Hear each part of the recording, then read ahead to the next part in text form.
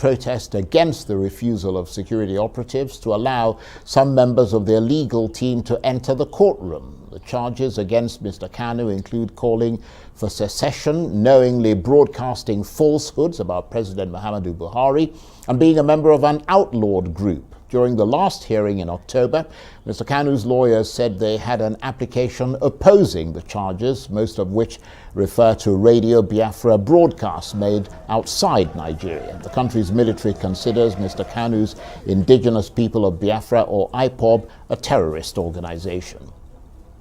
Well, for more, I'm joined now in the studio by Barrister Ifeanyi Ejiofor, who is the lead lawyer for Nnamdi Kanu. Thank you very much indeed for coming in. Thank you so much, Mr. Gonagolo. It's a pleasure being with you. So tell us more about what happened in court today. Thank you so much. Impression need to be corrected. First of all, there was not a walkout in court today. What happened was something we are familiar with. So lawyers we had apparently denied access to the courtroom. So you had no access? Yes, lawyers, most lawyers. Right. That came up. We had denied access to the courtroom.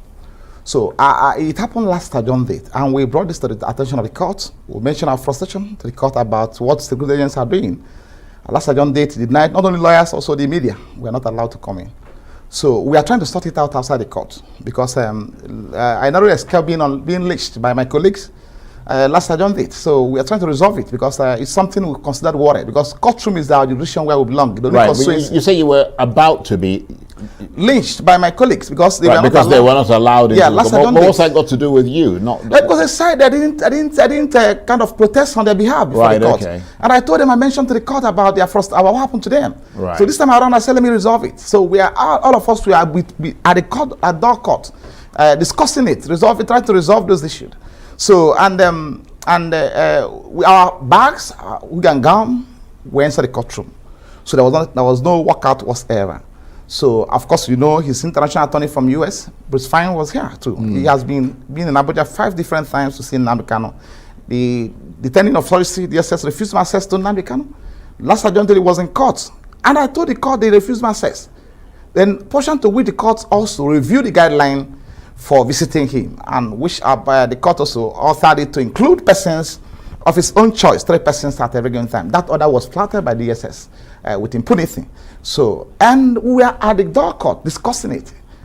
And then Nnamdi was away because we met him. We told him our frustration. Our client was in court already. We told him our frustration. They were trying to resolve it. So, court obviously was seeing us from her camera. So, discussing the situation at hand. So, as soon as the court came in, there was an order obviously from the court that we should not allow in.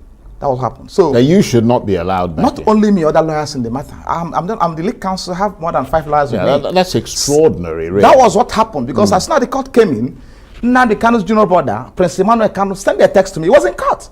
That court has just come in. So and I made an effort to struggle to go inside court.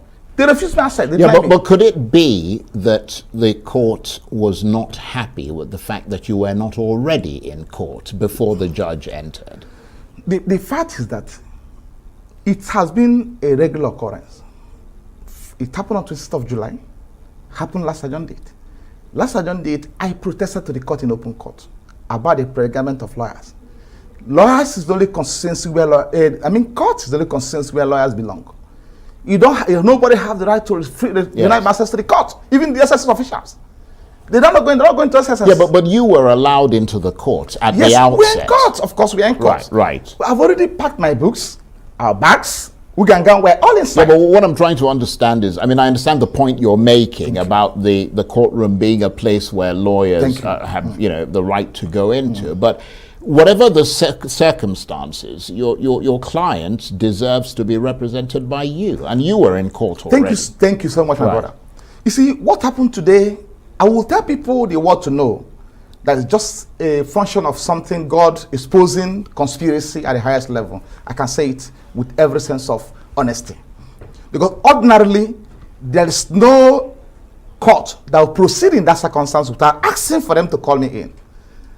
But in this case, they proceeded to give an instruction for me to be locked out. All of us were not allowed access to the court. So was that the judge who gave the instruction? Of course, it should be the court, because the security agent refused me access, even in the council. The council. No, is it because you've said that the security operatives have in the past refused access? In this case, I'm trying to understand whether it's the judge that said you're not to be allowed in. this case, let me paint the scenarios to you. We're in court. Our books, we can go. Our bags were in court. We have already packed them on our tables. Then went outside to resolve issues, because last we are protesting, they were shouting, and you have to give them attention. These are people that came all the way from Aba, from Imo State, from Port Harcourt, from Enugu to be part of this team. There are more than 100 of them that were outside. Then few that came up, I need to talk to them, including that one that came from US, who has been here severally. It's not in practice, and there's no law in this country that said a lawyer will not have, even if you are coming from UK, access to the court. So in the circumstances, what are your options now? No, the point is that what played out today, I don't think I have any regret whatsoever for it, because it's an eye-opener to us. And going forward, it is clear that not only our client, because our client also protested in open court to the court, that my lawyers are outside. And my lawyer that came from US is here protesting too. And they are talking to him, allow my lawyers to come in. So under normal circumstances, we have been allowed in. The court were okay, assuming it's the court who is impartial. Assuming it's the court is impartial. You say, please call Ejiofor for me, let me see him. And listen to him and know what's going on in the court. But in this case, they proceeded to give an order that I should not, that we should not come in. So obviously, my client, by extension, the legal team, has no implicit confidence in the court to proceed with the hearing of this case. That's settled. So going forward, we are activating processes to urge my lord today and tomorrow to rescue herself from this case. So CJ will give appropriate directive to that effect. Because it's open now, even before a layman on the street. It's clear that she's partial. So now let me say this to you. This is a case, we're representing a race, not Nnamdi Kanu. This is a case involving Igbos, not Nnamdi Kanu alone. We're representing a race in this case. As sensitive and serious as this case may be, it shouldn't have been treated with this sense of levity. We're in court. Now we're not that we're dancing. We're even at the court, saw from the camera of the court. He saw from the camera. So you have asked us to come in. If at all she really wants us to give us opportunity to be heard. Now, that takes us back to what happened on 29th of June, when he was brought to court without us being informed about his presence in court. So it now shows that what happened in court on June 29, when he was abducted in Kenya, and consequently extraordinary rendition to Nigeria, smuggled into court on 29th of June, didn't happen by accident. Right. Well, what I'm trying to establish really is obviously there are discrepancies and there are issues here, but whether or not the issues are due to the way the Department of State Security has handled affairs is one thing. When you make the suggestion and that the court is in cahoots with them and that there is some kind of conspiracy theory, that becomes another question. And you're of course a lawyer, so you have to be a bit circumspect in sort of the allegations that you make. But I mean, let's go beyond that and say, what's the physical condition of Nnamdi Kanu like now? Does he seem well and in reasonably good spirits under the circumstances? Thank you very much. At last Adjournment, court made an order on the manner guideline for visiting Nnamdi Kanu. This order the court reviewed contained a condition, a requirement that 3 persons can now visit him, 3 persons of his choice. Now, we have an application we filed of late, which has been responded by the federal government. Nnamdi Kanu has not been convicted by the court. He's merely facing a trial. This application was filed pursuant to any new fresh facts emerged after the last adjournment date, because the SSS flouted the court order. They refused people who wished to visit him, including his relatives. I came all the way from Afar to visit him, access to him. We filed this application to tell the court, to inform the court that we can't continue in this manner. Are you with me? To inform the court we can't continue this manner. Now, this application is pending before the court. Nnamdi Kanu is being subjected to solitary confinement, which is clearly against the Anti-Torture Act, Section 2 precisely, of the law of elephant. So, he has no access to people. You know what it means for somebody to be confined to solitary confinement?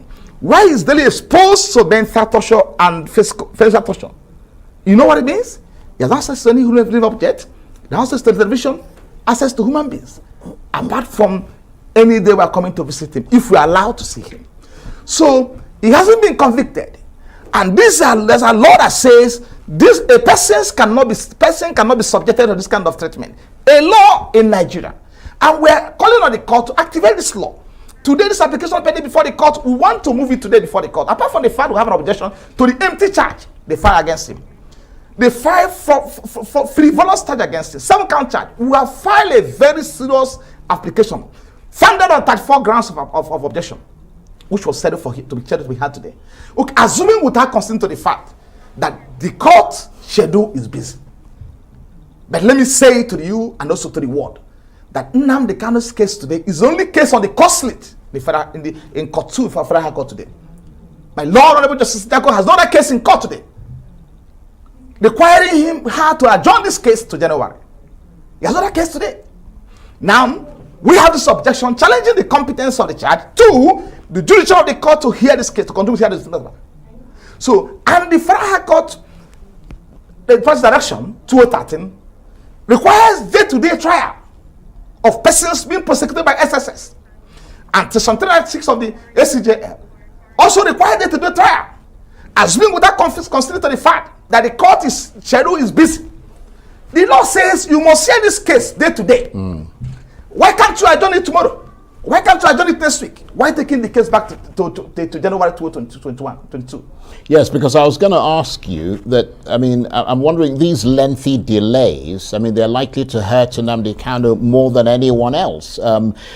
He's locked up in jail. I would have thought the sooner the trial gets going, the better for him, because the impression that we had at the outset was that, you know, you walked out of court and that seemed insensitive to the situation that he was. That's what we want to correct. We never walk out of court. We're in court. But you have a situation, very serious situation at hand, which we are trying to resolve. Portion to which I asked Nnamdi Kanu's junior brother, Prince Manuel Kanu, he was in court. Even when he stood up to come and call me, the court asked him to sit down. He stood up to come and call us. The court asked him, sit down. Where are you going? And Nnamdi Kanu protested that my lawyers are outside. Allow them to come in. And the court asked him, are you ready to defend yourself in this suit? In a case of this serious nation. So there's more to it than meet the eyes, of course you know.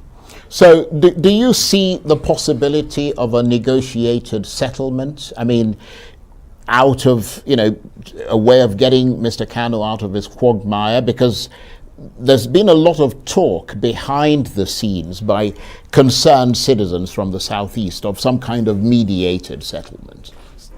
Apparently it's not ruled out. But on our own part, we'll not go and sleep. Yeah, of course. Of course, we must. You have to take the legal route. We must ensure, I can assure of that this matter is had this month. Obviously not by the same court. We're going to activate the machineries today and tomorrow, to ensure that this matter is assigned to another court. A more neutral court that will handle this case. Why those people who are following up from the aspect of the political resolution of the matter are doing that, I don't think we'll have any challenge, we'll have any problem with that. We are lawyer cannot wait for them. Because in the first place, he has committed no offense unto law. If you look at the charge appears more laughable, right, than what one can be talked about. You say it's frivolous and unfounded charge. Are you with me? So, and we have effectively challenged the 7-count charge. Which first upon the more frustration. Right. So, and we believe more in court process. Okay, well, do come back and talk to us and let us know what happens next. Ifeanyi Ejiofor, lead lawyer for Nnamdi Kanu, thank you very much.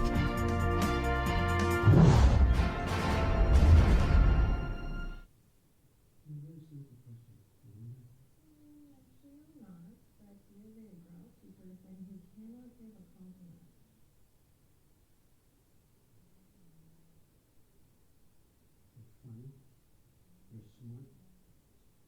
You make Sean happy.